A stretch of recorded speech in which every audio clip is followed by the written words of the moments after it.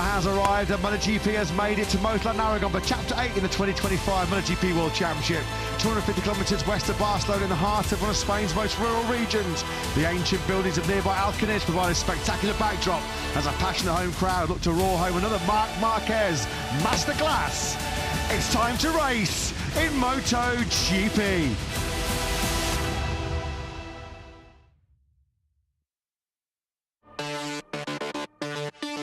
Voted the best Grand Prix of 2010 when we first arrived here at Motorland Aragon. The sixth Spanish track to host a MotoGP event, of course, with current venues Jerez, Catalonia and Valencia. It's fast, it's flowing, it's certainly demanding on the tyres. Just over 5 kilometres in length, 3.155 miles, 17 corners, 7 right, 10 of them left, a long back straight of almost 1 kilometre. So many left-handers, of course, play to the hands of Spanish superstar Marquez. Turn 1, turn 12 and turn 16, the hardest on the front end around this Aragon circuit. Overtaking hotspots, well, there's plenty of them, particularly on the breaks into the first corner. This was 4 years ago. What a race this was. Bagnaia versus Marquez, turns 14 and 15. The Italian winning out for his first MotoGP success.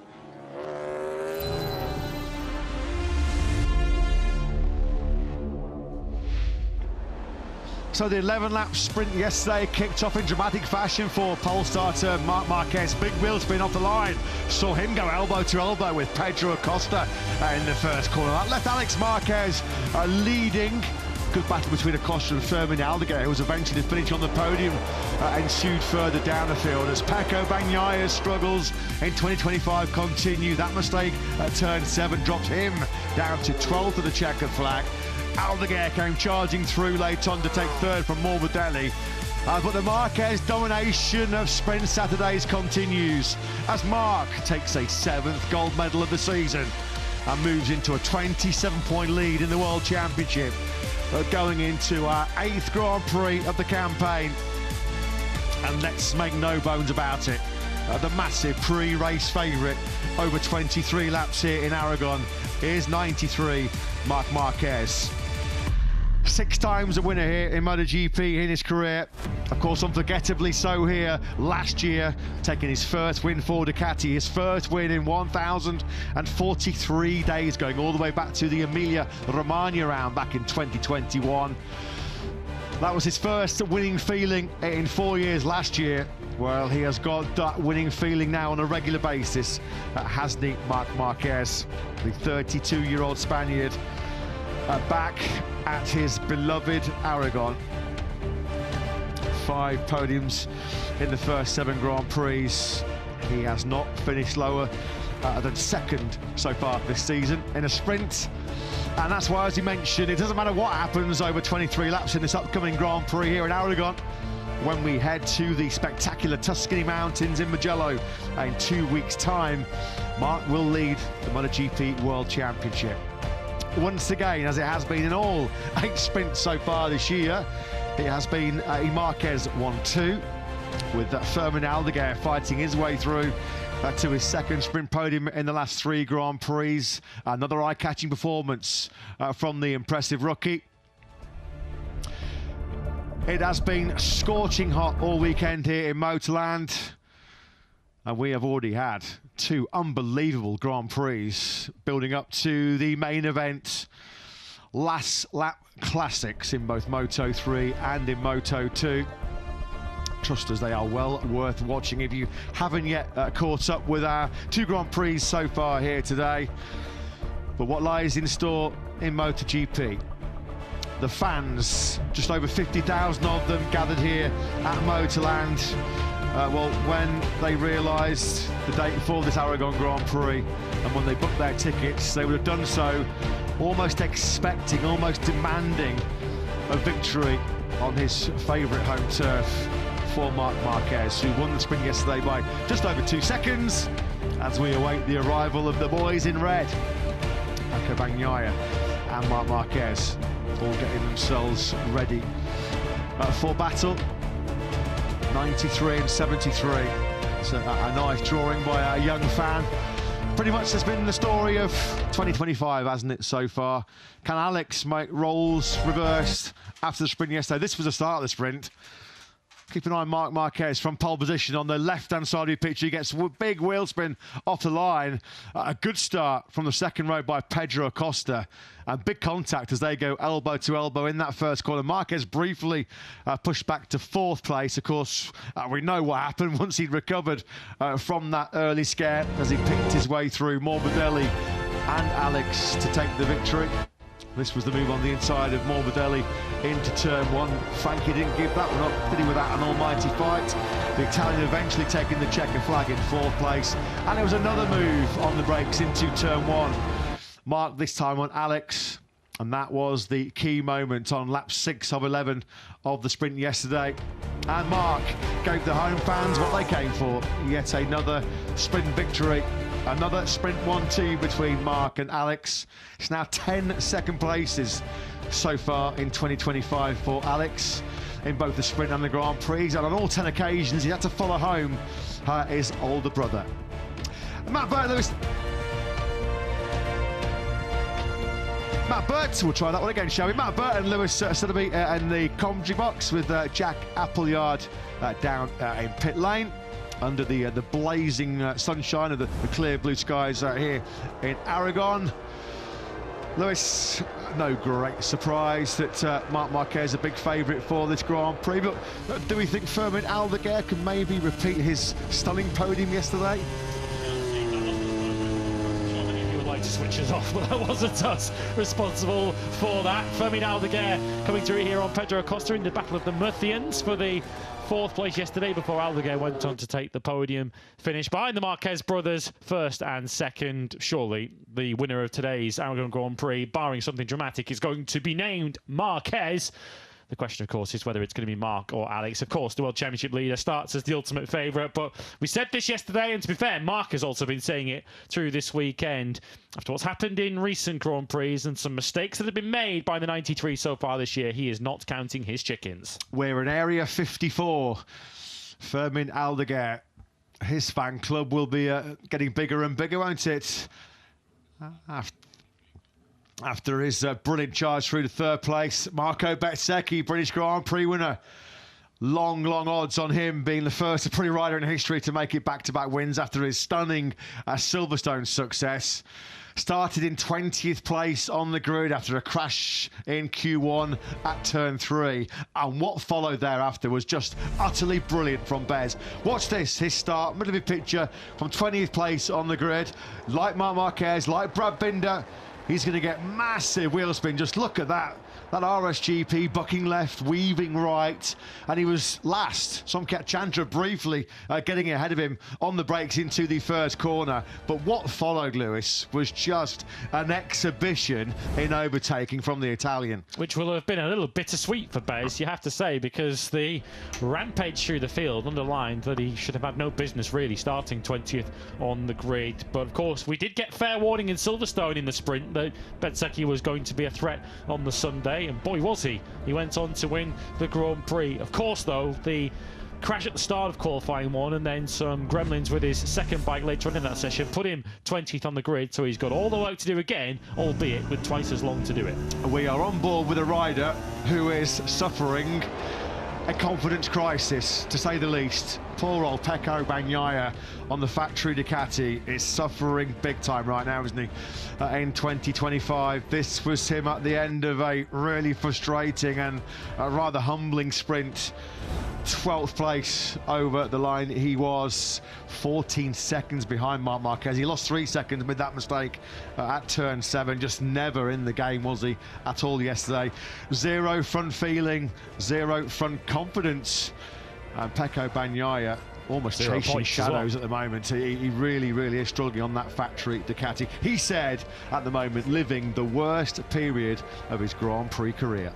Non-scores in 4 of his last 5 attempts now. Pecco Bagnaia across the 2 outings in Le Mans, of course, didn't score on the Sunday in Silverstone, nor did he score on the Saturday here in Aragon, and that's why, in terms of the World Championship, he has plummeted way off the World Championship lead of Marc Marquez. That is not even in Pecco Bagnaia's thoughts right now. It's all about rebuilding his confidence and trying to get a Ducati GP25 underneath him that he feels remotely comfortable with, because this rider on the GP24 is showing that the bike Pecco Bagnaia jumped off at the end of last season is in some respects as strong, if not stronger, than the bike that Pecco now has.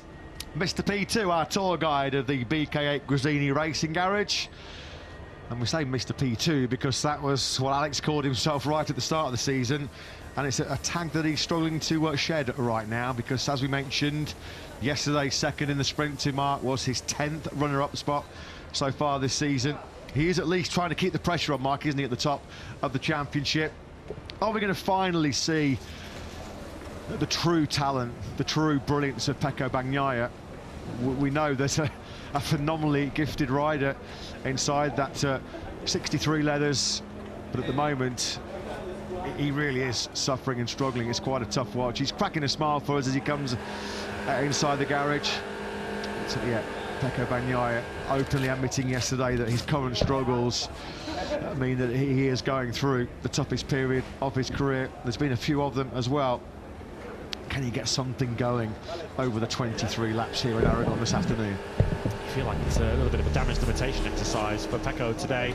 Well, the damage was done here for Joan Mir yesterday. You could see there Jack Miller just behind Maverick Vinales, sideways and out of control on his way into turn 12. Unfortunately, he was helped in stopping by Joan Mir's Honda HRC Castrol machine. You can understand from that footage why Mir was so unhappy with what happened yesterday. Jack Miller did serve a long lap penalty, incidentally, during the TSO sprint for that incident. Not that that will have proved any consolation for Mir and Honda. No, it certainly didn't, as Mir had to suffer through no fault of his own. Unfortunately, what took his DNF count at HRC alone up to 35 DNFs. So, Marc Marquez plonks into his seat inside the factory Ducati garage. A little chat here with his crew chief, Marco Rigamonti. As he said, he cannot be guilty of overconfidence, aiming to be the first rider to lead all sessions of a Grand Prix weekend since he did so himself 10 years ago at the 2015 German Grand Prix in the Sachsenring. Of course it was a Sachsenring, of course it was another anti-clockwise track. Had to be, didn't it, another happy hunting ground for Mark. You tend to sort of get the feeling before you even jump on the plane to come to Aragon, don't you? Who's going to be in the fight for second place?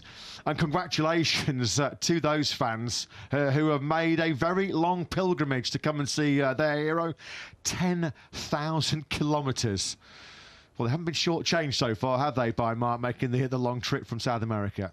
Marc Marquez has one more session to complete that clean sweep of the weekend. But as mentioned earlier on, Marc Marquez has already entered Grand Prix this season as what felt like a foregone conclusion of a winner, and didn't win the race. Austin is one example of that. Jerez, to a lesser extent, is another. And in the end, he came out of neither of those races with any World Championship points whatsoever. So Marc Marquez taking nothing for granted as he gets set to start from a 7th Aragon pole. We just saw there a very fast Fermin Aldeguer, who really is enjoying life, isn't he, on that Ducati GP24. As mentioned, 2 podiums in the last 3 sprints for Aldeguer. Maybe telling in this upcoming 23-lap race was the experience, the data and knowledge and information gained that Aldeguer did running the medium rear tyre in that short format sprint yesterday over 11 laps. He was one of 5 riders that ran the medium. Miller, who we saw in that first lap controversy with Mir. Fabio Di Gianantonio, who fought his way through from 10th to 6th. Aldeguer, who we just mentioned. Marco Bezzecchi was on the medium as well, charging through from 20th to 8th. Likewise, Miguel Oliveira. So worth keeping an eye on that quintet, just to see how much that knowledge on the medium rear time might help them over the full distance this afternoon. Well, it quite literally ended in tears for Fabio Quartararo at Silverstone a couple of weeks ago, losing what looked a certain victory due to that rear ride height device failure. As you saw there, he's yet to finish on the podium at Aragon, but that's not really Fabio Quartararo's realistic aim coming into this afternoon's Grand Prix of Aragon. He starts in 9th place on the 3rd row of the grid, and if he finishes somewhere near where he starts today, then Quartararo will consider himself And consider this a successful Aragon Grand Prix weekend. This circuit, just quite simply, does not suit the Yamaha M1. To be fair to Quartararo, 9th on the grid and an ultimate 11th in the sprint yesterday is way better than it was looking when Friday came to a close. Here was the Gian Antonio, who we just mentioned, one of those 5 riders that ran the medium in the sprint yesterday. He's been pretty strong on Saturday so far this season as the 26-year-old Italian, top 6 in 6 of our 8 sprints so far this season. 8th he was in the Aragon Grand Prix here last year, which was some achievement, finishing inside the top 10, despite the fact he got a post-race 16-second tyre pressure penalty as well. 2 previous podiums here in Moto3 and in Moto2, as Jack Miller looks to make amends after his first lap, shall we say, over-eagerness to get through on Joan Mir. Miller 7th last time out in the British Grand Prix. That was his first finish on a Sunday since his season best 5th in Austin. A former MotoGP podium finish here himself 6 years ago in 2019 behind Marc Marquez and Andrea Dovizioso, the Italian on site here this weekend, observing the factory Yamaha squad, of course, Dovi, factory Yamaha test rider. The Yamahas as a collective were quite keen to get to Mugello, I think, in a couple of weeks' time, although they've got some testing to do in Barcelona between now and then. The KTMs, well, they won't want to leave Aragon because it's been their strongest weekend of the season so far. We have 2 of them on the second row of the grid and 3 inside the top 8 on the grid. And at the end of yesterday's Tissot sprint, we saw Pedro Acosta leading the Orange Army across the line, of course, taking a 5th place, his best result in either sprints or Grand Prix so far this year. Well, we've got baking hot conditions. Can Marco Bezzecchi cut his way through the field like a hot knife through butter, just as he did in the sprint here yesterday? 20th on the grid to a stunning 8th place. Can he be even better here this afternoon in the main Grand Prix? Let's get the thoughts from Aprilia boss, Paolo Bonora, who joins Jack. Good afternoon, gentlemen. Yeah, good afternoon, everybody. The sun really beating down on this Aragon circuit now, but Paolo, Marco was brilliant yesterday. I mean, firstly, what were your emotions like at the end of the race? Because the performance was excellent, but I'm sure everyone in the garage was left feeling that there was so much more on offer. Yeah, for sure. Despite of a bad qualifying position, and we have to improve that. He showed a very good race pace, and he was very good with the bike. He felt immediately the good confidence with it, and he can overtake many riders, and yeah, was so easy yesterday. We hope that today he can redo again the same race. For sure, in a longer distance, it is necessary to manage much more the rear tire. We will see. What's missing on that one lap at the moment? Because I think it's clear to everybody that if Marco can work that out, then he's going to be regularly fighting for the podium. Yeah, it is something related to the rear feeling on the front tire, so the rear effect on the front. So when you put the new tire, and in particular the soft one, there is it is difficult for the bike to accept the extra grip, and in particular in the hard braking phase, he felt a little bit pushing on the front, and there is less steering of the bike. So he felt much more in comfort with a used tire, or even with the medium one. Marco, one of 5 riders to use the medium rear yesterday. How much of an advantage do you think that will be coming into today's race? Yes, as I said, he felt immediately better since the Friday with the medium, because affect less the front one. For sure, it is the correct race tire, the medium today, because for 23 laps it is necessary to use it, and yes, as I said, it is necessary to manage it, because you never know after the half of the race who has managed better. He has the possibility to fight for the end. Just finally, we're starting to see now that the Aprilias at the end of the race are one of the best bikes out there, which at the end of last year wasn't the case. It feels as though that ability to look after the rear tyre is one area you've made a massive improvement on. We work on that area for sure. In particular in the engine torque management and the electronic side, and to give to the rider an easy way to manage the throttle. Thanks, Paolo. Have a good one. Thanks so much. Yeah, thanks, Jack. Thanks, as always, to a Prix boss, Paolo Bonora. Can Marco Bezzecchi be the overtaking star once again in MotoGP? The last two sprints, I think it's near on. Marco's recovered 30 places in the short format as we get ready then for our sighting lap. Just look at those beautiful clear blue skies. Of course, we're just starting our summer spell. This is the first of 5 Grand Prix in the next 7 weeks, as we take in classic venues, Mugello, Assen, the Sachsenring, and then a much anticipated return to Brno we're all looking forward to in the Czech Republic before we head off on our summer holidays. As mentioned, there's a crowd of just over 50,000 fans here this weekend. Full respect to all of them as well. Not the easiest track to get to in this landlocked part of Spain. We're about 250 kilometres west, about a 3-hour drive from the hustle and bustle of Barcelona, and 100 kilometres to the east of Zaragoza, as the grid then starts to fill up. What's going to be a very hot and tense grid. We heard there from Paolo Bonora. That's no great surprise, is that we do expect every rider to run the medium rear tyre here this afternoon.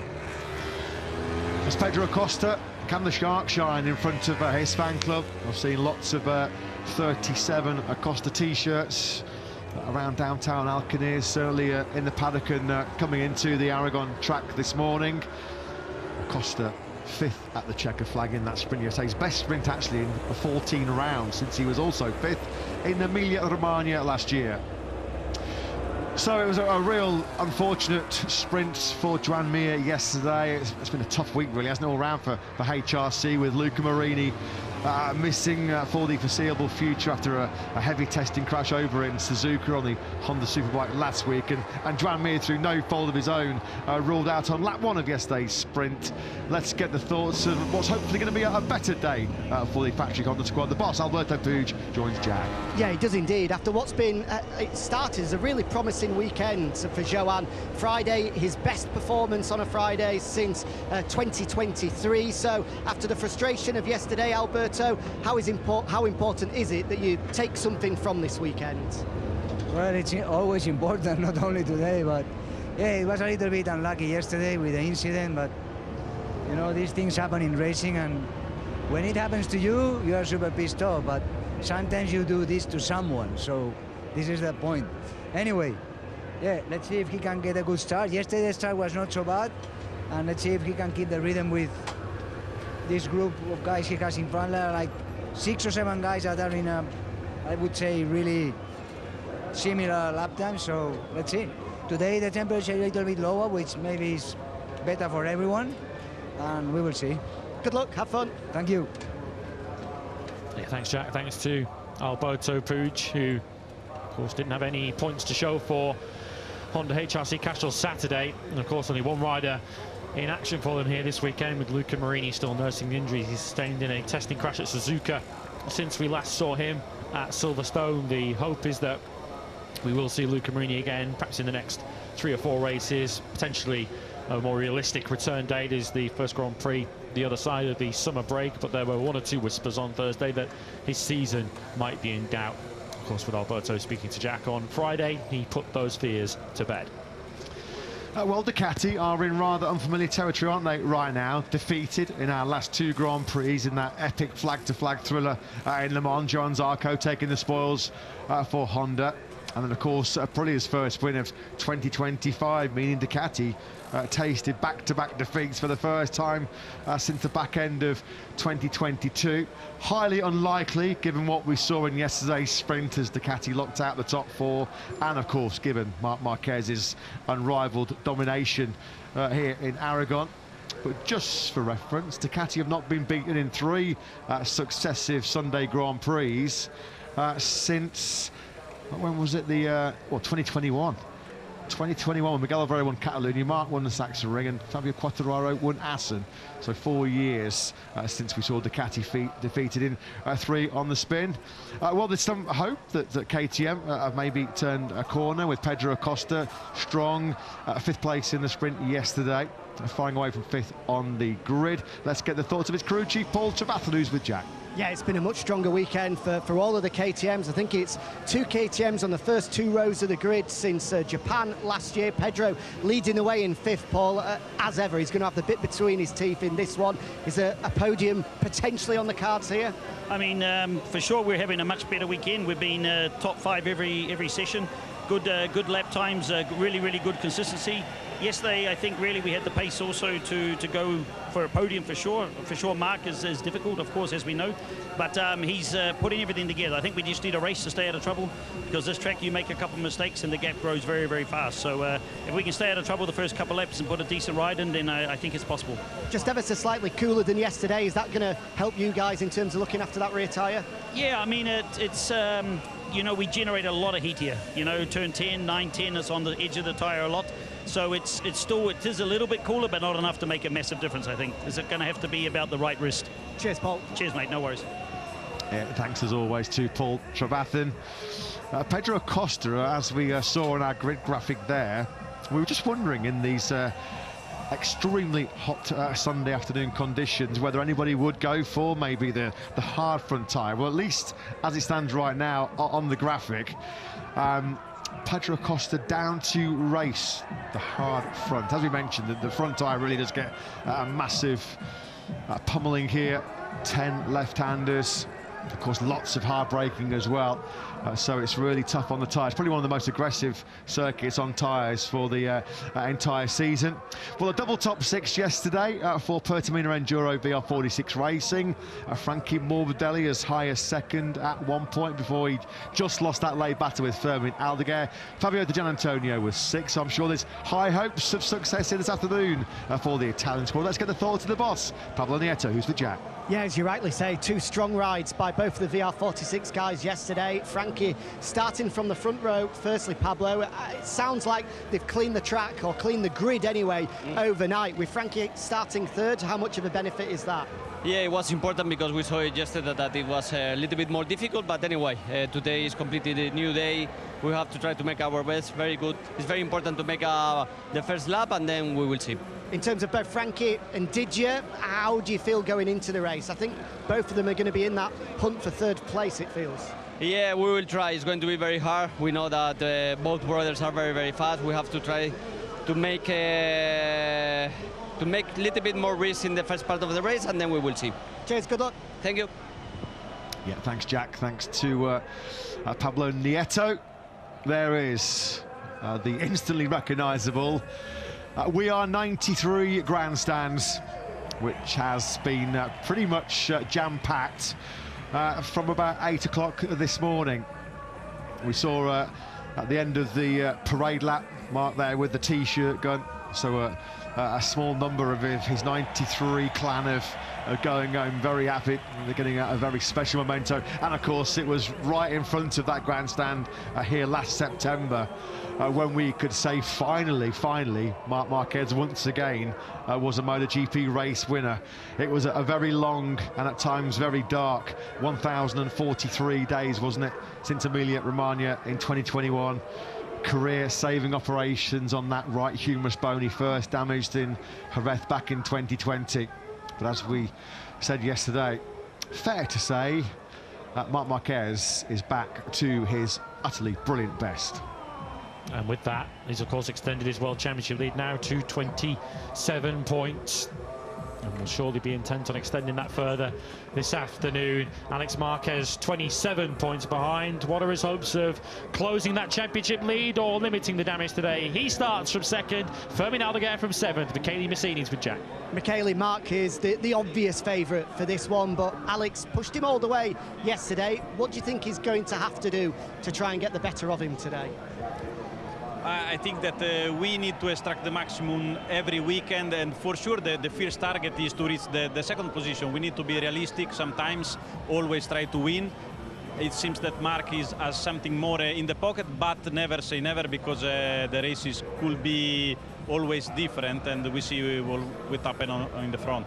A brilliant ride from Firmin yesterday as well, using that medium rear to perfection. Having used it yesterday, how much do you think that'll help him now? It can help because he know how to manage it in the first 10 laps at least, and for sure will be crucial.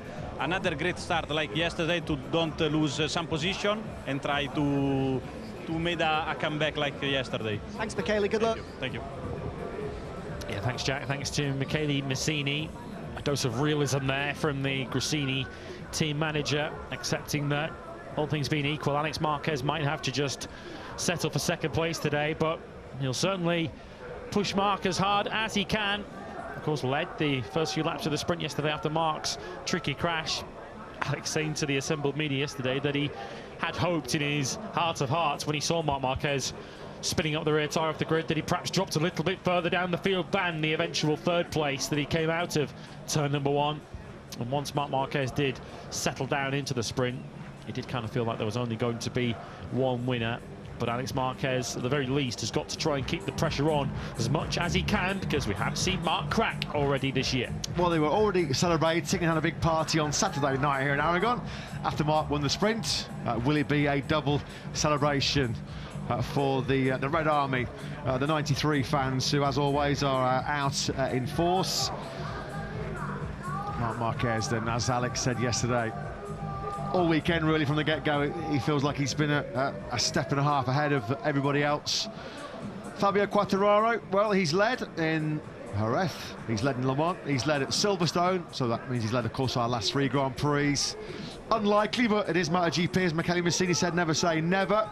Never rule anything out, but you do feel like it's highly unlikely, with the greatest respect to Quartararo, to see him leading a 4th successive Grand Prix here today. It's going to be very interesting, isn't it? We understand that, well, as Jack mentioned, the grid has been cleaned overnight, which will be music to the ears of the likes of Marc Marquez, Marco Bezzecchi, who we saw light up his rear tyre from 20th on the grid, and Brad Binder as well, who fired away from 6th place. Binder was 13th at the end of lap 1, but he said, well, he dropped back down to 17th because he counted 4 overtakes on the first lap. So let's hope the entire field can make a clean getaway. Yeah, of course, it can have such an impact on the Grand Prix. The opening laps nowadays, of course, with the difficulty to overtake, of course, with the best riders in the world on the best machines in the world, all riding at such a high level, of course, in such hot conditions as well. You can potentially find yourself mired in a pack, and Pecco Bagnaia there, who we saw walking onto the grid, he's found out to his cost when he has been in traffic. He has found it very difficult to go forwards. Generally, he has gone backwards with that very difficult front feeling that he's been having, to put it mildly, on that factory Ducati. Here's Enea Bastianini, who did have a fairly solid warm-up this morning. He was up inside the top 6. The beast, a former winner here, of course, back in 2022. Let's head down to the grid and hear from, of course, a MotoGP legend and a rider who has fought with Marc Marquez around Motorland Aragon, Andrea Dovizioso, with Jack. Yeah, he does indeed, down here in Fabio Quartararo's corner before Fabio makes his way to the grid. Just on the Yamaha charge here, Andrea, it was a tough one yesterday. What can we expect from them today? Well, I think it will be a very difficult race. For us, this track with this grip is not the best, but I think with the medium can be better. We hope that. But let's see. It will be very important to start, as always, in MotoGP now, and to don't be too aggressive with the tires, more for the temperature than the consumption. But it will be, I think, is a very important weekend, not for the final result, but to be closer compared to last year. I think we did a step. You've, of course, gone up against Mark in plenty of his playgrounds before. What's it like when someone has got that kind of dominance and advantage at a circuit? How do you mentally prepare for battle? That's very difficult, pretty hard, but I think in this moment it's better to don't be too focused about Mark. I think in this moment, and especially in this track, is in a different level. Thanks, Andrea. Have a good one. Thanks. Yeah, grazie, Andrea Dovizioso. Thanks, Jack. Yeah, I've heard those words from several riders here this weekend. Mark on a different level. We've had an unpredictable recent run.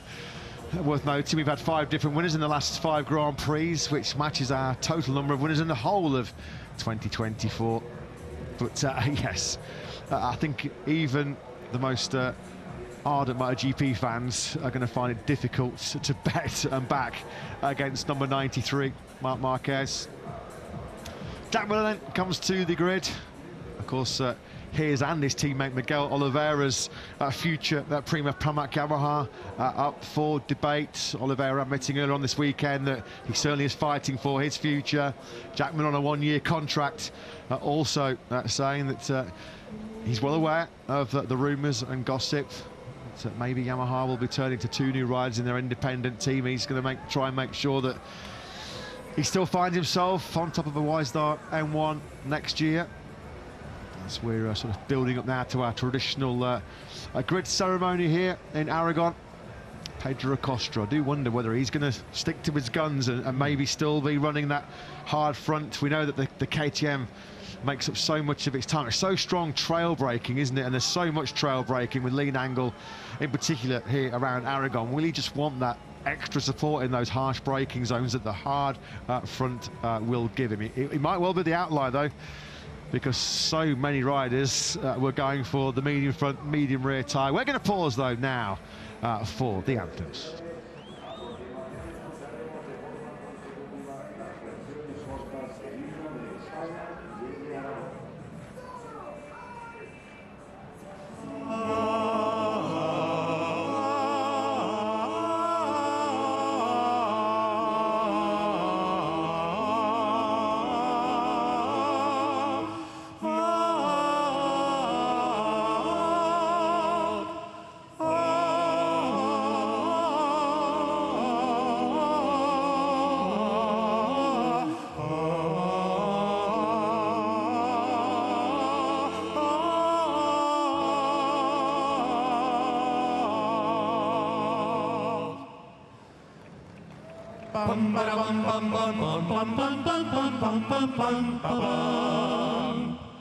Luz de Aragón, corre al viento, campana de soledad,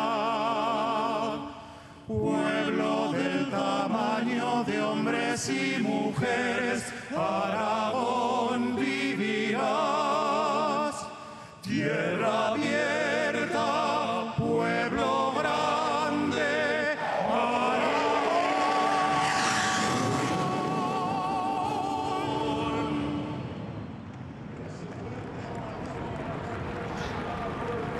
So brilliant renditions of both the Spanish national anthem and the Aragonese anthem by B-Vocal. As we just saw there, the jet fighter pass over Top Gun, Maverick Vinales. Now then, Marc Marquez, massive favourite, isn't he, to complete the pole, sprint and Grand Prix treble here once again in Aragon. And what about Pecco Bagnaia? Can he find some form? Can he find some front-end confidence on the factory Ducati? Let's get the thoughts of the boss, Davide Tardozzi, who's with Jack. Davide, I feel key words in this race coming up are going to be focus and concentration, given the advantage that Marc's got. Are you confident we won't see the same thing happen that did in Austin earlier in the year? Yeah. I think that anyway it will be not easy race, because yesterday we saw already that there are opponents like Aprilia or also KTM with Pedro that have a very fast speed in the second part of the race. On the other hand, I think that Fermin first and Alex too shows really huge potential, because it will be not very easy for Marc to win. That wasn't the Pecco that any of us know or love yesterday. He's in a real difficult moment right now. Are there signs that he can at least battle back today and show some of the old Pecco? Absolutely, yes. Yesterday it was a absolutely tough race for him, very difficult, but in a way I think that last night we found a small thing that this morning shows his potential on the warm-up, and we cross the finger to let this new thing work for his confidence on the front. It's a new item or a change in setup? Something that we'll see. If we cross the finger, then we'll talk about after the race. Okay, thanks Davide. Well, Ducati and in particular Pecco Bagnaia are going to be hoping that that is the magic wand fix that the Italian has been chasing for, well, the whole of 2025 so far this season. Just a quick notification, Jack has been speaking to Piero Taramasso, Michelin Motorsport manager, and he has confirmed that Pedro Acosta is the outlier in this field. He's sticking to his guns. He is going to run that hard compound front tyre. So keep an eye on Da Costa. And as we predicted, every rider has gone for the medium rear tyre. Of course, if you went with us earlier on, 5 riders did race that in the sprint yesterday, and we'll at least have a bit of advanced information on how that tyre is going to perform. Of course, everyone will have been on that medium rear tyre over the course of the weekend, but only the 5 in the sprint yesterday, Aldeguer, Di Gianantonio, Miller, Oliveira and Bezzecchi, have actually raced it and ridden it in that kind of situation. So we'll see if that does prove some sort of advantage in the early stages, as once again the flyover Top Gun's head, and it disappears off into the distance. The rumble and the noise around this motor Aragon circuit is soon going to be made by 21 of the fastest motorcycles on the planet. Can anybody be faster than Marquez? Just look at those track temperatures. It's Scorchio here in Aragon, no question about it. The ambient temperature is going to be nudging close to 35 degrees. Track temperature well in excess of 51 degrees. That's certainly probably conditioned Acosta's front tyre choice as he goes for the hard. So Bagnaia getting himself ready in the groove. Are some of the front end tweaks, the front end modifications going to instill some confidence, some of the confidence which has been draining race by race, almost lap by lap, out of the 28-year-old Italian, who just looks at a shadow of the rider, doesn't he? A fraction of the rider who won 11 Grand Prix in 2024. What a great recent record here in Aragon, bar his 2021 success. He's DNF'd in 3 of the last 5, including that very controversial collision with Alex Marquez in the Grand Prix here last year, which was the Grand Prix where he lost the World Championship lead and never got it back. And in his view, cost him the World Championship full stop by the time we got to the end of the year, although there was, of course, so much else went on last year. Marc Marquez just looks remarkably relaxed, and of course the steely focus in his eyes, but he's looking to do something today that hasn't been done in MotoGP for a decade, since he did it back in 2015 at the Saxon Ring. He's looking to become the first rider since then to top every single session of the weekend. Quickest in both sessions on Friday, quickest in FP2 qualifying, and won the sprint on Saturday. He topped the warm-up this morning. Only 1 session to go, the main event in moments. Frankie Morbidelli on the front right of the grid for the first time in 15 Grand Prix. That was in front of his home crowd in Misano. 5 times this year Frankie's finished 4th in a sprint and a Grand Prix. Alex Marquez, 10 times so far this season he's been runner-up in a sprint or a Grand Prix. But can Marc Marquez once again sprinkle some more of his magic on Mothland as he goes from pole position?